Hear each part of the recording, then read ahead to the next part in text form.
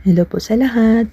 For this video ay magluluto po tayo ng fried potatoes na may sliced pork at sliced onion.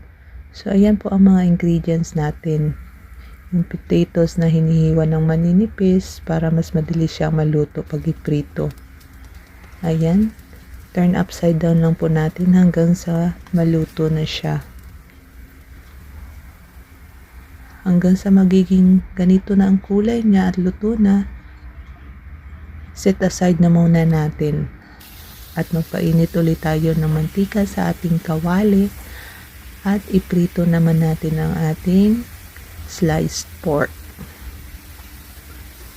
At kung medyo luto na siya, lagay natin ang ating bawang at sili. Pagkatapos niyan ay lagyan natin ng soy sauce, salt and sugar, at saka black pepper. At saka lagyan na rin natin ng konting cooking rice wine. Pagkatapos ihahalo natin hanggang sa well blended or well incorporated na yung ating sliced pork at saka yung ating mga panlasa. Ayan, nilagay na natin ang ating sliced onion. Igisa lang natin ang ating onion kasama na ang ating sliced pork. At pagkatapos ilagay na natin ang ating fried potatoes.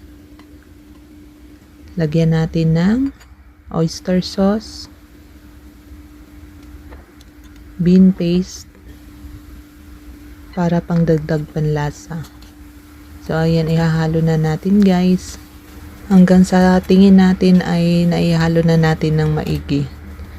At ayan, luto na po siya at pwede na nating ihain. I-serve na natin habang mainit pa at ihanda na ang kanin. Thanks for watching.